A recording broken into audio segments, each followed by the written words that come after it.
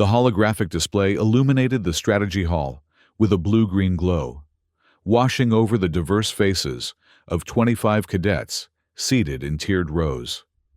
The simulation showcased the latest Confederation defense grid, an impenetrable network of quantum-linked satellites and subspace disruptors that Commander Risher Call had designed himself.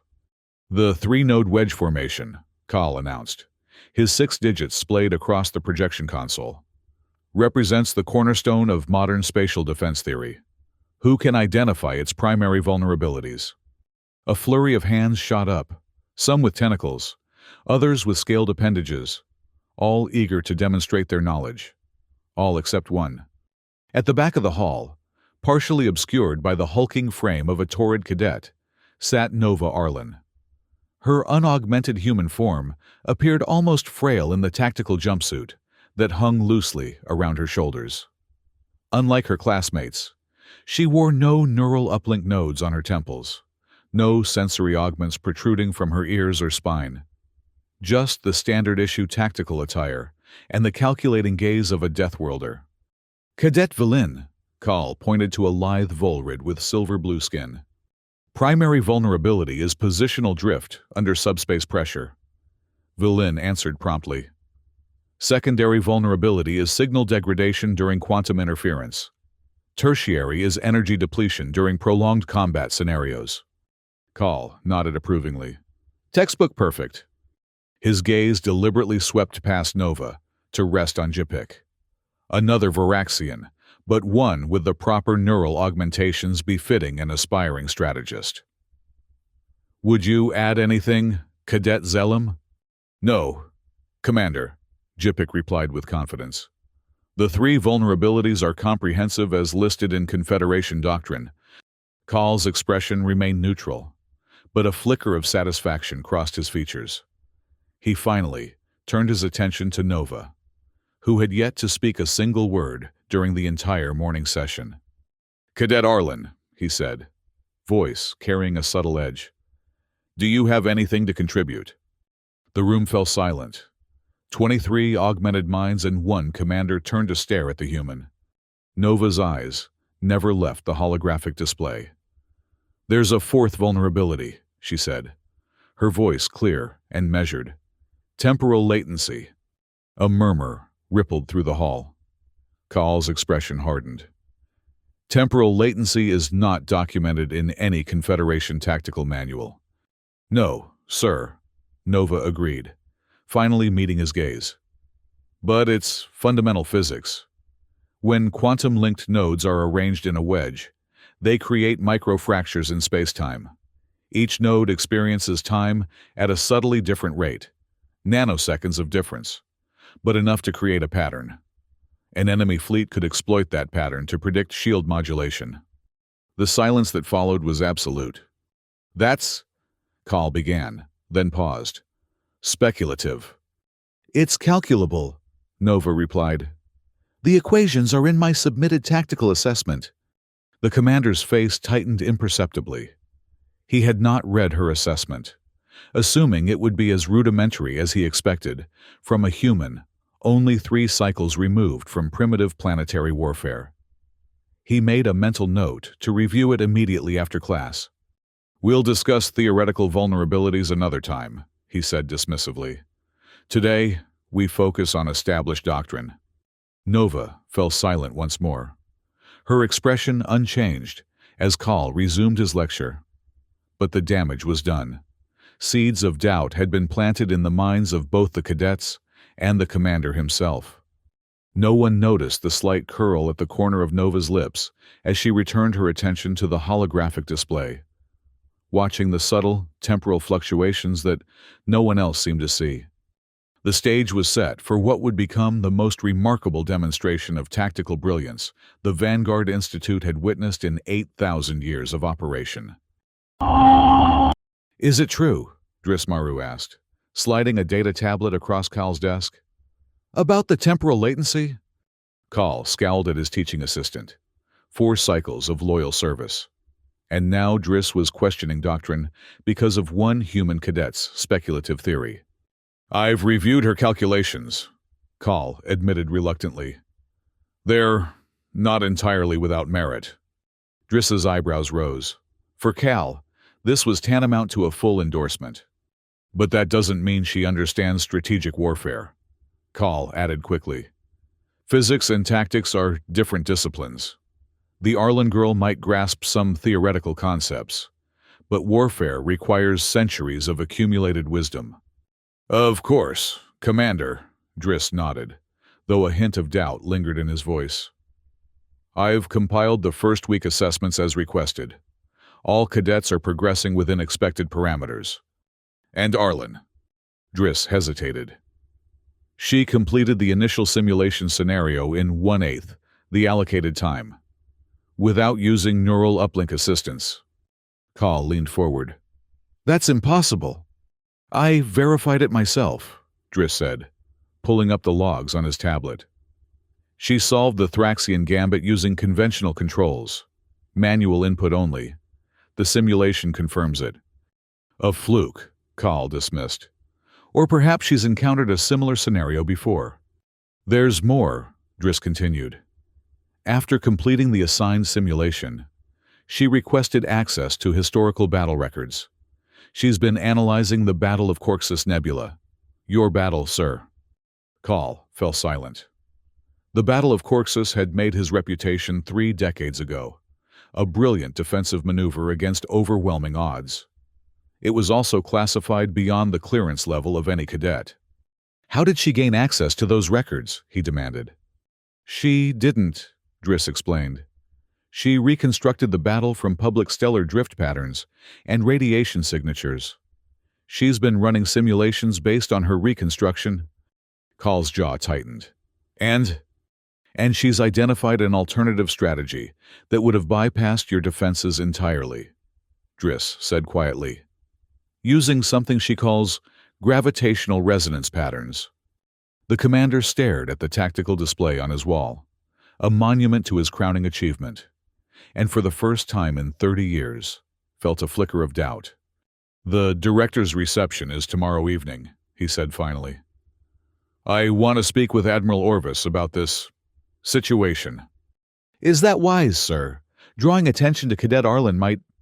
I need to understand what we're dealing with, Call interrupted. Whether this human is a genuine prodigy or a potential security risk. Either way, I won't have her undermining 8 millennia of tactical doctrine with untested theories. As Driss left the office, Call pulled up Nova's file. The image showed a slender human female with dark hair pulled back in a regulation knot, expression serious, but eyes alert. Born on Vorax, a high-gravity deathworld with twice Earth's pull and constant electromagnetic storms. No augmentations, no neural enhancements, no military background. Just a Deathworlder with an uncanny ability to see patterns where no one else could. Call closed the file with a flick of his wrist. He had faced down Thraxian armadas and Vulgar swarm ships. He would not be undone by one unaugmented human girl. The director's reception glittered with the combined luminescence of 1,000 bioluminescent decorations and the polished insignia of Confederation officers. Call navigated through clusters of conversation, nodding politely to colleagues while scanning the room for his target. He found Admiral Orvis Trell near the gravitational fountain, deep in conversation with 2 members of the Institute's Board of Governors. Commander Cal, Orvis greeted him warmly, extending a 3-fingered hand. Impeccable timing. We were just discussing your advanced strategic warfare course. A topic close to my heart, Call replied with practiced humility. I was hoping to speak with you about one of this cycle's cadets. The human girl, Orvis said immediately, his expression brightening. Fascinating specimen, isn't she? Call masked his surprise. You're aware of Cadet Arlen? I personally reviewed her application, Orvis confirmed. The first Deathworlder to qualify for advanced strategic warfare. Quite remarkable. One of the governors, a Chintari with crystalline features, tilted her head. I understood humans required extensive augmentation to compete intellectually with Confederation species. Common misconception, Orvis replied. Humans from high-gravity worlds develop extraordinary neural density and pattern recognition abilities. Their brains evolved to process constant environmental threats. What they lack in technological enhancement, they compensate for with biological adaptation. That may be, Cal interjected. But strategic warfare requires more than pattern recognition. It demands an understanding of 11-dimensional space and quantum probability fields. Orvis's expression grew thoughtful. Tell me, Commander, has Cadet Arlen demonstrated any difficulties with these concepts? Cal hesitated, caught between honesty and pride. She appears to grasp the theoretical foundations. However, I question whether she can apply them practically without neural augmentation. A reasonable concern, Orvis nodded. Perhaps a practical demonstration would settle the matter. His eyes twinkled with sudden inspiration. The Thanaros simulation, perhaps. Cal felt his primary heart skip a beat. The Thanaros simulation was reserved for final assessments, a brutal test of strategic capability that even seasoned commanders rarely conquered. Admiral, with all respect, the Thanaros simulation would be overwhelming for any first-cycle cadet, let alone an unaugmented human. Then it would provide a definitive answer, Orvis replied, his tone leaving no room for argument. Schedule it for the final assessment. All cadets will participate, of course, but I'm particularly interested in Cadet Arlen's approach. As you wish, Admiral, Cal conceded, suppressing his unease. As he withdrew from the conversation, Cal spotted Nova Arlen at the periphery of the reception. Unlike the other cadets who mingled eagerly with senior officers, she stood alone, observing the gathering with those unsettlingly perceptive eyes. For a moment, their gazes met across the room. Nova inclined her head slightly, not quite a bow, but an acknowledgement. Cal returned the gesture stiffly before turning away. He couldn't shake the feeling that he had just been maneuvered into position, like a piece on a tactical board. 4 weeks into the course, Nova Arlen remained an enigma. While other cadets competed openly for recognition, she continued her pattern of quiet observation, punctuated by occasional insights that disrupted established doctrine. During a lecture on quantum subspace disruption, she questioned the underlying algorithmic assumptions that had gone unchallenged for 3,000 years. Her paper on swarm interdiction tactics was so revolutionary that Cal was forced to submit it to the Alliance Defense Command for security review. Yet, she never drew attention to herself, never sought validation from instructors or peers. She simply presented her analyses with quiet confidence and returned to her observations. The other cadets maintained a respectful distance. Some, like Villancourt, occasionally sought her input on tactical problems. Others, particularly Jipik Zilim, regarded her with thinly veiled resentment. As the only other Varaxian in the class, Jipik seemed to take Nova's presence as a personal affront, a human outperforming him at what should have been his natural advantage. On the 30th day of the course, Commander Cal stood before the assembled cadets in the strategy hall, his expression grave. "The time has come for your final assessment," he announced. "The Thanaros simulation." A ripple of nervous excitement passed through the cadets. The Thanaros simulation was legendary, a comprehensive test of strategic capability that few ever mastered. For 72 hours, you will command a tactical fleet against the defenses of Thanaros Station. Cal continued. Your objective is to capture the station while preserving its infrastructure. You will be evaluated on strategic innovation, resource management, and tactical execution. He paused, scanning the faces before him. You will be competing against Commander X, a tactical AI of my own design, programmed with every strategic maneuver in Confederation history. What he didn't mention was that Commander X was actually Cal himself, who would personally control the defense grid. In 30 years, no cadet had ever breached his defenses. The simulation begins tomorrow at dawn, he concluded. "Prepare yourselves." As the cadets filed out, buzzing with anticipation and anxiety, Call noticed Nova lingering behind, studying the tactical display with unusual intensity. "A question, Cadet Arlen," he inquired, approaching her station. Nova looked up, her expression unreadable. "The Thanaros defense grid relies heavily on quantum predictive algorithms, doesn't it?" Call nodded cautiously. "The most sophisticated in the Confederation. And these algorithms assume randomized distribution of defensive nodes?" "Naturally," Call replied. "Random distribution prevents pattern exploitation." Nova's eyes returned to the display. "True randomness doesn't exist in computational systems. Commander, every pattern has a signature, like a gravitational fingerprint." Call felt a flicker of unease. "The Thanaros algorithms use quantum fluctuations as seed values. They're as close to truly random as mathematically possible." "Perhaps," Nova conceded, gathering her materials. "Thank you for clarifying, Commander." As she walked away, Call couldn't shake the feeling that he had just revealed something critical. He dismissed the thought. Even if Nova Arlen understood the theoretical underpinnings of his defense system, she lacked the neural processing power to exploit any weaknesses during actual combat. Tomorrow would prove, once and for all, the superiority of augmented tactical thinking over unenhanced human intuition. The simulation nexus hummed with energy as 25 cadets took their positions at individual command stations.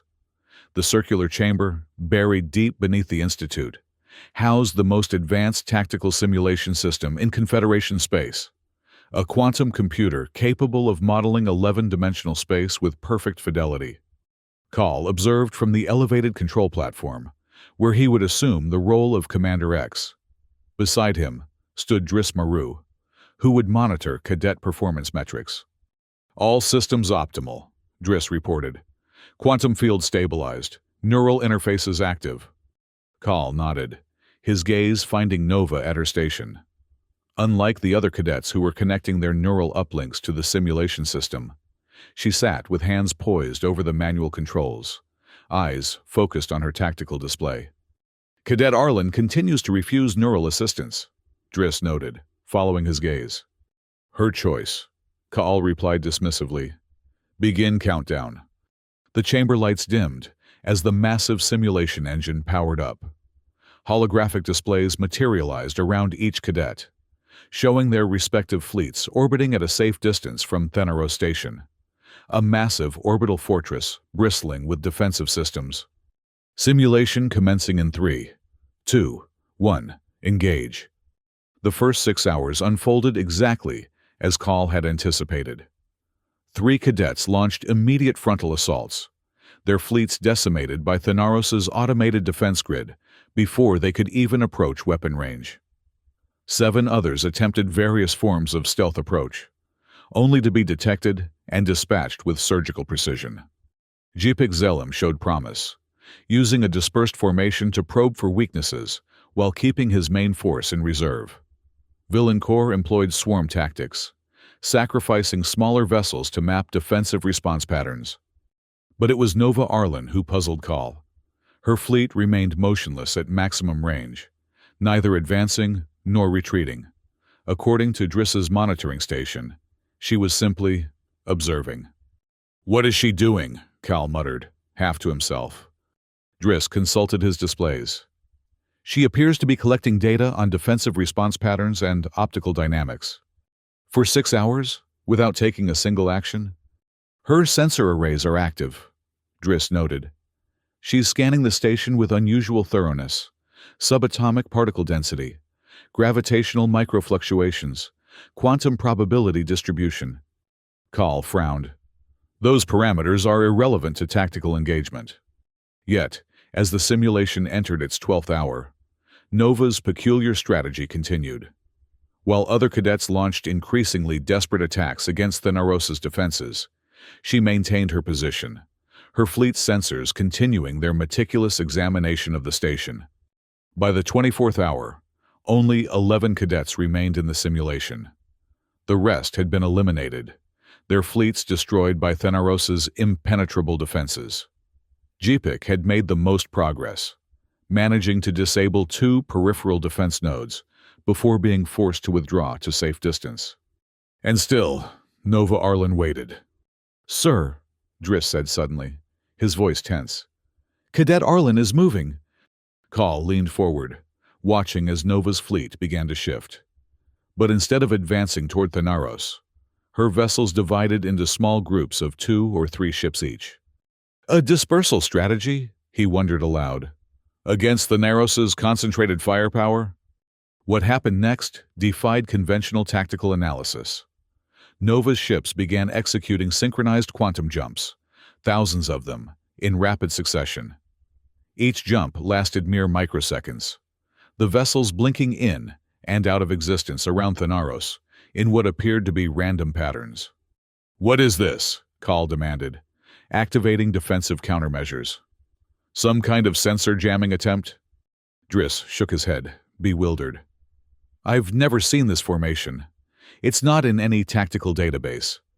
For hours, Nova's ships continued their bizarre dance around Thanaros, never firing a single shot, never approaching close enough to trigger the station's automated defenses.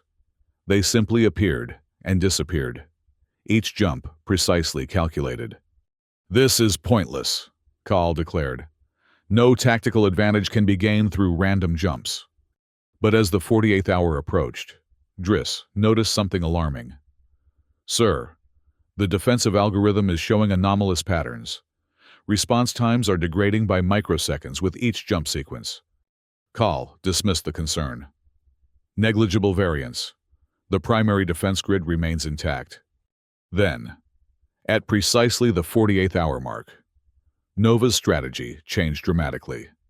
Her fleet reassembled into 30 distinct clusters and simultaneously jumped to positions surrounding Thanaros, not at weapon range, but at precisely calculated coordinates in empty space.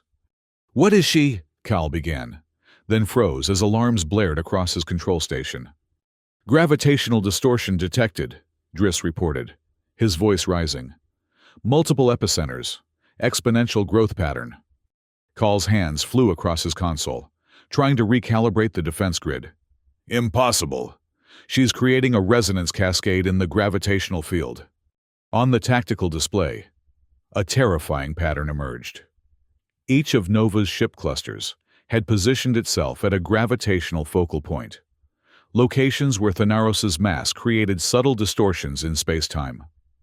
By synchronizing their positions, the ships were amplifying these distortions, creating a resonating pattern that rippled through the quantum substrate of reality itself. "The defense grid can't compensate," Driss reported, his voice now urgent. "Targeting systems are receiving conflicting gravitational data. They can't distinguish real targets from gravitational echoes." Call watched in disbelief as Thanaros's formidable defenses began to falter. Weapon systems fired at phantom targets. Shield generators fluctuated as they tried to compensate for gravitational shifts. Sensor arrays reported thousands of non-existent objects. "She's weaponized gravity itself," Kaal whispered, a mixture of horror and admiration in his voice. In the simulation chamber below, Nova Arlen sat calmly at her station, fingers dancing across manual controls with inhuman precision. Her expression remained serene, focused, as she orchestrated a symphony of gravitational manipulation that no neural uplink had ever conceived.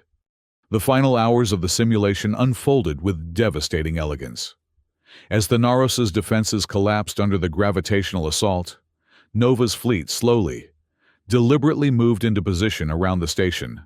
No weapons were fired, no structures damaged.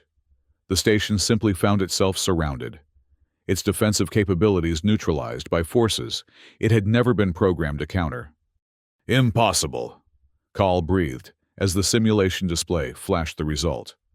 Thanaros captured. Infrastructure integrity, 100%. Casualties, 0. For the first time in 30 years, Commander X had been defeated. And not merely defeated, utterly outmaneuvered by a strategy so revolutionary it rendered conventional tactics obsolete. In the eerie silence that followed, Kal looked down at Nova Arlen. She had finally leaned back in her chair. A slight exhale, the only indication of the mental exertion she had undertaken. As their eyes met across the chamber, Nova offered the faintest smile, not of triumph, but of shared understanding. In that moment, Kal recognized what he was witnessing, not just the victory of one cadet, but the dawn of an entirely new era in strategic warfare. The aftermath of the Thanero simulation sent shockwaves through the Vanguard Institute. Within hours of the simulation's conclusion, Admiral Orvis Trell himself arrived at the simulation nexus, accompanied by 3 members of the Confederation High Command. "Unprecedented," Orvis declared, reviewing the simulation data. "A gravitational resonance cascade? The concept exists in theoretical physics, but nobody has ever weaponized it." "Nobody with neural augmentation," Kal corrected quietly. It seems Cadet Arlen's unenhanced perspective allowed her to see possibilities our algorithms overlooked. Orvis turned to where Nova stood quietly at her station, shutting down systems with methodical precision. "Cadet Arlen, the High Command would like a full briefing on your tactical approach." Nova nodded respectfully. "Of course, Admiral. Though I should clarify, this wasn't a simulation error. It's real physics. The simulation merely forced me to execute it more slowly than would be optimal in actual combat." A stunned silence followed her statement. "More slowly," one of the High Command officers repeated. "The simulation imposes computational limits to mirror neural processing speeds," Nova explained. "In reality, gravitational resonance patterns could be established in minutes rather than hours, with sufficient calculating capacity." Kal felt a chill run down his spine. "You're suggesting this tactic would be even more effective in real combat?" "Significantly," Nova confirmed. "The simulation reduced quantum fluctuations by approximately 22% for processing efficiency. In actual space, those fluctuations would amplify the resonance effect." Orvis and his colleagues exchanged troubled glances. "I must ask, Cadet," Orvis said carefully, "how did you develop this strategy? It exists in no tactical database in the Confederation." Nova hesitated, choosing her words with evident care. "On Vorax, we experience constant gravitational fluctuations due to our binary star system. As children, we learn to recognize patterns in tidal forces to predict electromagnetic storms. I simply applied that pattern recognition to spatial defense systems." "Deathworld intuition," Kal murmured, understanding dawning. "You saw connections our augmented minds were programmed to ignore." "Not ignore," Nova corrected gently. "You're optimized for established parameters. My mind evolved to identify threats in chaotic environments. Different adaptations for different challenges." Admiral Orvis stepped forward, his expression grave yet excited. "Cadet Arlen, I believe your tactical innovation represents a paradigm shift in Confederation defense doctrine. With your permission, I would like to establish a special research division to explore these concepts further." Nova inclined her head. "I would be honored to contribute, Admiral." As the High Command officers gathered around Nova to discuss details, Kal found himself approached by Jipik Zelem, whose fleet had achieved second place in the simulation. "Commander," Jipik said, his voice tight with barely contained frustration, "I must protest Cadet Arlen's tactics. She violated standard engagement protocols." "Did she?" Kal replied mildly. "Which regulation prohibited gravitational manipulation?" "It's not explicitly forbidden because no one has ever—" Jipik trailed off, realizing the weakness of his argument. "No one has ever conceived of it." Kal completed the thought. "That, Cadet Zelem, is the definition of tactical innovation. Perhaps instead of protesting, you should be learning." Jipik's expression hardened, but he offered a stiff bow before withdrawing. Call watched as Nova continued her discussion with Orvis, her hands sketching complex patterns in the air to illustrate concepts beyond conventional understanding. For 30 years, he had taught the unchanging doctrines of Confederation warfare, believing them to be the pinnacle of strategic thought. Now, in the span of 72 hours, an unaugmented human from a backwater Deathworld had rewritten the fundamental principles of spatial combat. The implications were staggering, and more than a little frightening. 2 cycles later, Commander Reicher Call stood before the Institute's Board of Governors, his formal uniform adorned with the insignia of his new position, Senior Advisor to the Joint Tactical Innovation Consortium. "Governors," he began, "I understand your concerns regarding Cadet Arlen's unprecedented capabilities. Some have suggested she represents a potential security risk to the Confederation." A Kentari governor leaned forward. "Commander, you must admit the implications are disturbing. If one unaugmented human could develop tactics that neutralize our most advanced defense systems, what might an entire species of such minds accomplish?" "What indeed?" Cal replied. "I have spent 2 cycles studying this question, and I've reached a conclusion that may surprise you." He activated the holographic display, showing Nova's gravitational resonance pattern. "Cadet Arlen doesn't represent a threat to the Confederation. She represents its future." Murmurs rippled through the chamber. "Consider," Cal continued, "that for 8 millennia, we have refined a tactical doctrine based on augmented neural processing. We created algorithms of increasing complexity, defensive systems of unprecedented power. And in 72 hours, a single unaugmented mind found a vulnerability that none of our systems detected." "Which only proves how dangerous such minds could be," another governor interjected. "No," Call countered firmly. "It proves how valuable they are. Cadet Arlen could have annihilated Thenaro Station. Instead, she captured it intact, without casualties. She demonstrated not only tactical brilliance but ethical restraint." He advanced the display to show new simulation data. "We've run 27 variations of the Thenaro scenario with different tactical officers. None have replicated Arlen's success. Her approach wasn't just innovative, it was revolutionary." Admiral Orvis, seated among the governors, nodded approvingly. "What are you proposing, Commander?" "The establishment of a permanent Joint Tactical Innovation Consortium," Call replied.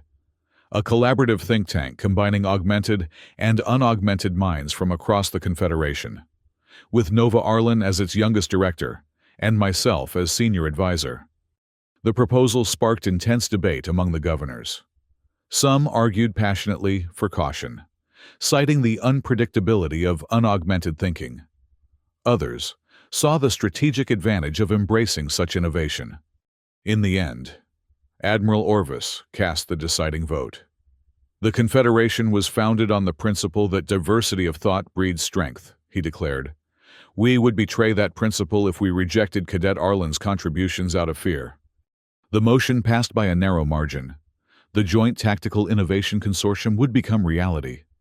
As the governors filed out, Call found himself approached by Driss Maru, who had supported him throughout the contentious process.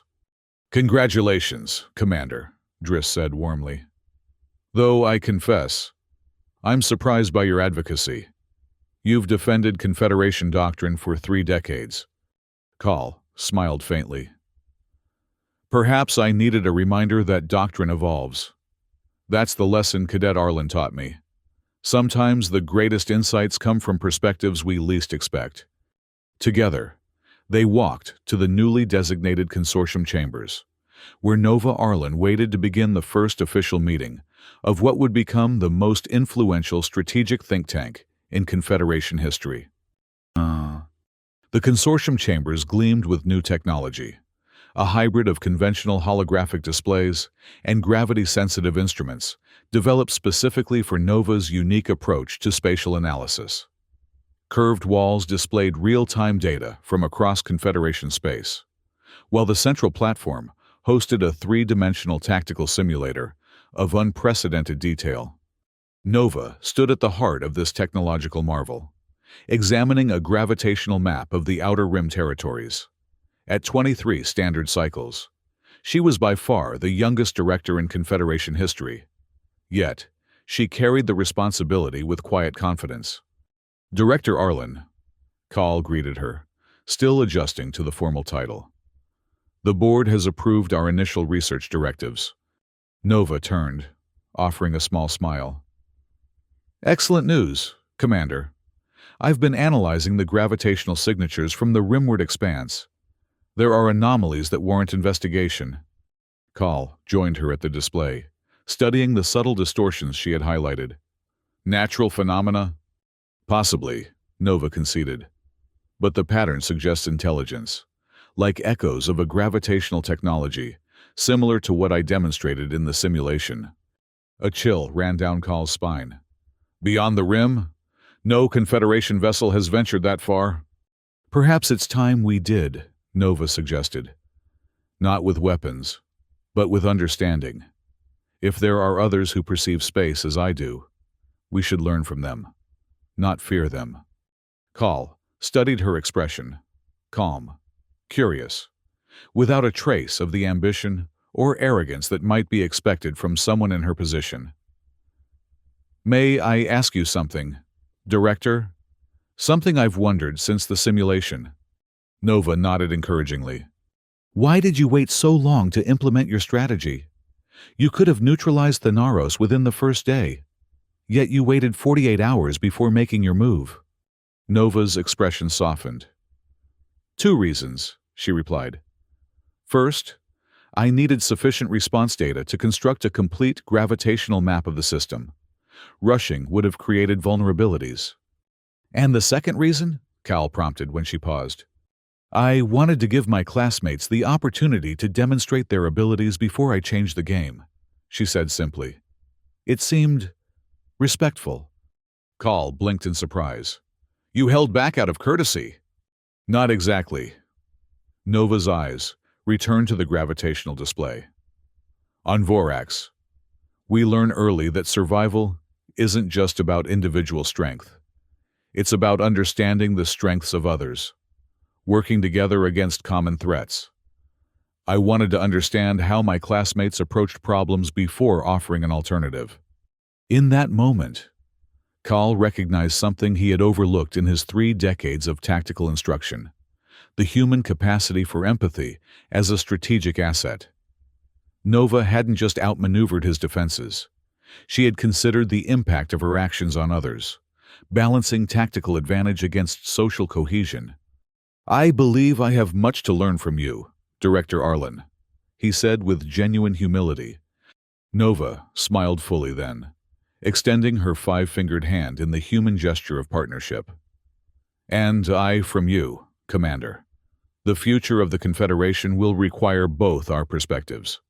As they shook hands, his 6 digits clasping her 5, Call felt a profound sense of optimism. For 8 millennia, the Confederation had faced its challenges with augmented minds and advanced technology.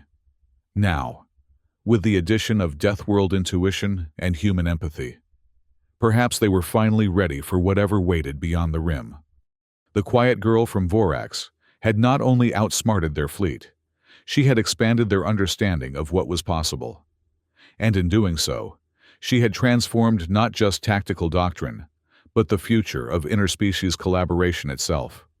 In the glowing tactical display before them, the gravitational anomalies from beyond the rim pulsed with mysterious regularity, a challenge waiting to be understood, not conquered. And, for the first time in his long career, Commander Reicher Call looked forward to facing the unknown, alongside a mind utterly different from his own. The Deathworlder girl, who had sat quietly in strategy class, had become the Deathworlder director, who would lead them into a new era of tactical innovation. And the Confederation would never be the same again.